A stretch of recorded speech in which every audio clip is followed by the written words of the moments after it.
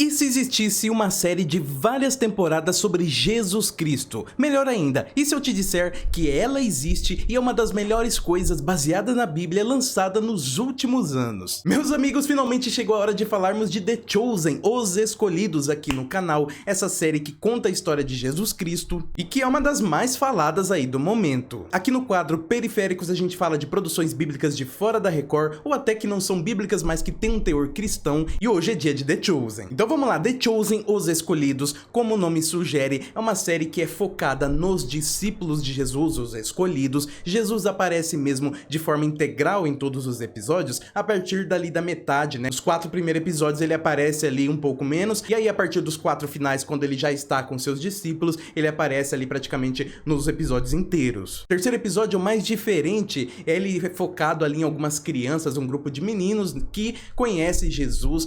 O episódio é todo focado nisso, apesar de diferente, é um episódio muito bonito. O primeiro mesmo da série, o primeiro episódio, ele é um pouco diferente, ele é até um pouco mais lento, ele também introduz ali vários personagens, os discípulos, mas também introduz, por exemplo, Nicodemos, tem ali alguns romanos, e Jesus de fato vai aparecer só no finalzinho do episódio. Só lembrando vocês que esse vídeo vai ter spoilers, ou seja, revelações do que acontece ao longo da série, mas apesar disso, depois desse primeiro episódio, que inclusive algumas pessoas podem achar um pouco chato, mas olha, se você passa esse primeiro episódio aí, a série ao longo do segundo, terceiro, quarto, restante, ela só vai engrenando, e eu acho que ela pega bem aí depois que engrena. Essa primeira temporada ela é focada no início do ministério de Jesus, ao mesmo tempo que ele reúne os seus primeiros seguidores e que se prepara para revelar ao público, ao mundo, os seus sinais e maravilhas, os seus milagres. E aí, desse ponto de vista, essa primeira temporada ela é uma boa introdução nessa história de Jesus. O que me deixou surpreso foi o estilo típico de séries americanas nessa série, porque eu nunca tinha visto uma bíblica assim. Afinal, essa é a primeira série de TV de várias temporadas baseada na Bíblia. E aí eu tô dizendo no estilo americano de série, né? Não vamos lembrar aqui de Reis, porque Reis aqui ela tá muito mais para uma novela. Portanto, a série ela tem bastante esse formato episódico nos episódios. Por exemplo, no episódio começa com um personagem desconhecido sendo ali introduzido, e aí ao longo do episódio você vai entender qual é a relação, isso vai ser explicado de acordo com o caso do episódio, ou seja, tem episódios que são mais focados, por exemplo, no casamento onde a água se transforma em vinho, outro no Shabat, outro na cura do paralítico que desce pelo telhado. E eu acho que com essa estrutura de televisão, o roteiro da série ele entrelaça muito bem todos os eventos que acontecem de uma forma muito competente e natural, e de forma que esses eventos, que às vezes numa leitura rápida da Bíblia, você pode passar como algo completamente isolado, aconteceu ali e fica isolado, aqui não. O que acontece, esses eventos, eles ressoam em outros núcleos da história, em outras tramas, nas tramas paralelas, e ajudam a construir os próximos passos da trama principal da série. Mas gente, Nicodemos mesmo tem a trama certamente a mais instigante da série. Ele é ali um mestre do Sinédrio, mas que quando ouve falar de Jesus e conhece Jesus, ele começa a questionar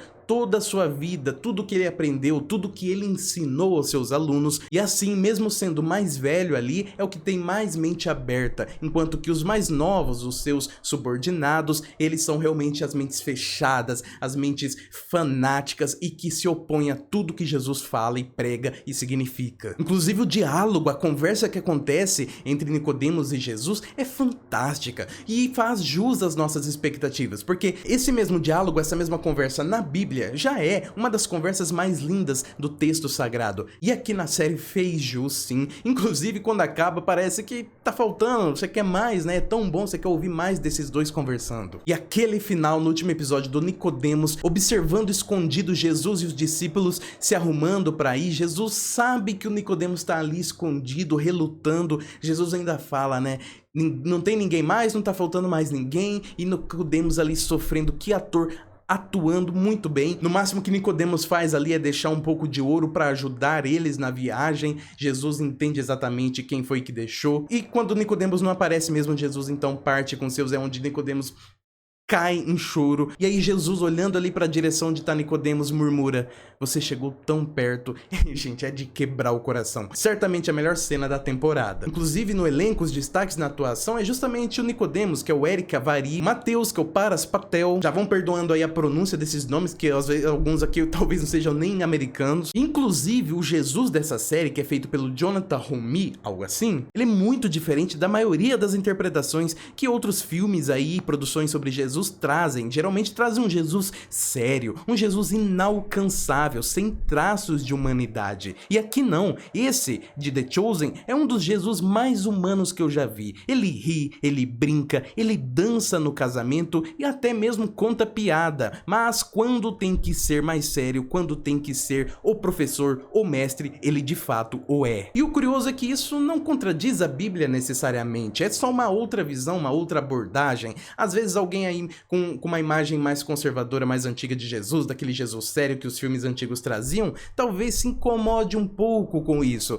Mas aí talvez a gente também tenha que fazer uma pergunta para si mesmo. A imagem que eu tenho de Jesus da Bíblia é a imagem que a Bíblia me deu, que ela me traz, ou é uma imagem que os filmes me deram ao longo da minha vida? Por outro lado, a série, diferente de muitas pregações e teologias modernas, ela não tenta tirar de lado, afastar de lado, um aspecto do Novo Testamento que muitas vezes é sim deixado de lado, que é o arrependa-se, que é o fato de existir uma condenação eterna, sim, porque às vezes com esse Jesus, vamos dizer assim, legalzão e tudo mais, poderia vir aquela ideia também que é muito difundida hoje, de que você não é pecador coisa nenhuma, você é o cara, você merece tudo de bom, não importa o que você fez, não importa o que você faz, não importa o que você fará, o que vai continuar fazendo, nada disso importa, Jesus te ama e você não precisa mudar nada na sua vida porque a salvação é pra todos. Essa coisa horrorosa não acontece na série. A série, ela faz questão de frisar que existe sim o arrependa-se, que existe sim a condenação e que existia sim as leis de Moisés do Velho Testamento, que não são coisas horríveis, abomináveis, não.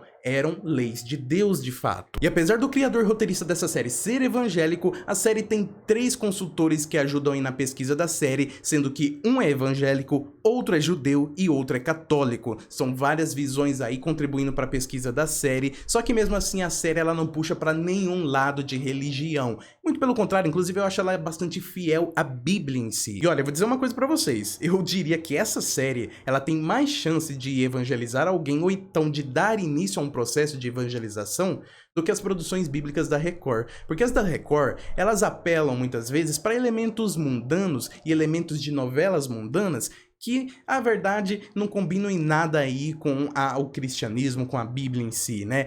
Dando direito, inclusive, a closes nos corpos dos atores. Antigamente, eles faziam mais isso, nas bíblicas mais antigas, com os corpos das atrizes, né? Aqueles closes nelas. Hoje em dia é mais com os corpos dos atores. E olha, nessa série aqui, ao menos nessa primeira temporada, eu não vi nada disso, nada. Gente, eu não tô dizendo que filme, série, novela serve pra evangelizar. Inclusive, eu já fiz um vídeo sobre isso, é esse aqui, tá aparecendo no card, tá na descrição, salva aí pra depois você dar uma olhada, que eu já falei sobre esse tema aqui no canal. Os efeitos especiais da série são mínimos, são poucas cenas que tem necessidade de ter, né? É uma série simples, é uma série que eu diria, no primeiro momento, parece até barata de ser feita, mas quando tem essas cenas com efeitos especiais, elas funcionam muito bem. A trilha sonora da série é ok, não tem nada de memorável, mas ela surpreende também, porque ela sai um pouco daquela coisa épica, pomposa, que algumas produções bíblicas podem ter. Ela vai até para um estilo que eu diria até gospel, pop gospel, algo moderno, algo do tipo, sabe? A abertura da série, ela é muito simples, eu sinceramente não gostei. Eu entendo que tem uma ideia ali, né, que aparece os peixes, o símbolo do peixe é muito importante na história. Tem a questão também de nadar contra a maré, ir contra a multidão. Tem uns simbolismos interessantes ali, mas a abertura em si eu acho ela simplória demais, não gostei. Só que vale frisar algumas aparições surpresas do Velho Testamento aqui na série. Tem uns personagens que aparecem, apesar desse vídeo aqui ter spoilers, eu não vou revelar quem eles são, porque eu acho que vale a pena você se surpreender. Daqui a pouco eu já vou falar a minha nota para essa primeira temporada, mas agora, na segunda metade do vídeo eu quero falar sobre a história. Gente, a história dessa série, do bastidor dessa série, como ela surgiu, é surpreendente. Eu fiquei abismado quando eu li, quando eu vi isso daqui. Eu quero contar essa história pra vocês, do criador, como que ele criou essa série, porque, sinceramente, que história. Acho que daria um outro filme só sobre isso. Bom, a série ela é criada pelo Dallas Jenkins, um diretor de cinema, televisão, também produtor, escritor. Ele é evangélico, inclusive, ele é filho de Jerry Jenkins, que foi um coautor da série de livros Deixados para Trás. Essa você não sabia, né? Eu acho que vale um like, já deixa o joinha aí, porque esse vídeo aqui, apesar de prazeroso, tá bem trabalhoso de fazer. Contribui com o joinha aí que eu vou estar agradecendo demais. Bom, o Dallas, de 2000 até 2010, ele foi um produtor em Hollywood com obras até bem sucedidas. Só que em 2010 ele se muda de cidade e vai trabalhar em uma grande igreja na função de diretor executivo de mídia para produzir muitos filmes para essa igreja. Em 2012, nessa igreja, ele fez um curta-metragem para o culto de véspera de Natal. E em 2013, esse mesmo curta chega às mãos de um grande produtor de Hollywood e essa grande empresa convida ele para que eles trabalhassem juntos, inclusive com outras produtoras, em um filme de cunho religioso. E olha só, com grande possibilidade deles fazerem depois mais filmes religiosos ao longo dos próximos anos. E a promessa que esses produtores de Hollywood fez pro Dallas é que nenhuma dessas empresas, ninguém de Hollywood ia meter a mão para deturpar a mensagem religiosa que ele queria passar. Então o Dallas, junto com essas produtoras, esse pessoal de Hollywood, eles produziram o primeiro filme, um filme chamado A Ressurreição de Gavin Stone, e pelas pesquisas, pelas projeções do pessoal, eles estavam contando que esse filme, gente, ia ser um sucesso, ia dar dinheiro de bilheteria muito alto. E aí chega o dia 20 de janeiro de 2017, o dia de lançamento do filme e o dia que ia mudar a vida do Dallas para sempre. O filme é lançado e então vem o resultado: um completo fracasso. Ao longo dos dias seguintes, e com os números de bilheteria pífios, péssimos, o pessoal, esses produtores de Hollywood, iam chegando pro Dallas e falando pra ele que eles iam se afastar e acabar ali mesmo a parceria, que eles não iam mais fazer filme nenhum com ele. Nas palavras do Dallas, ele diz: "Em 2 horas, eu deixei de ser um diretor com um futuro muito brilhante, que tinha finalmente alcançado sucesso em Hollywood, para ser um diretor sem futuro." Em um desses dias turbulentos, o Dallas conta que estava em casa com a sua esposa, chorando muito e orando também, porque eles não entendiam o porquê desse fracasso. Ele pensava que Deus estava com ele nesse processo todo. Até que um momento a esposa dele vai até no Dallas e diz pra ele o seguinte: "Deus acabou de colocar de forma muito clara em meu coração, quase tão claro como se fosse uma voz audível, 2 coisas. Uma foi a história da alimentação das 5.000 pessoas, e a outra foi a frase: 'Eu faço matemática que é impossível'." E essa frase na mente do Dallas animou ele. Ele pensou então que os números de bilheteria do filme dele iam crescer e aumentar magicamente, que o filme dele ia virar do nada um campeão de bilheteria.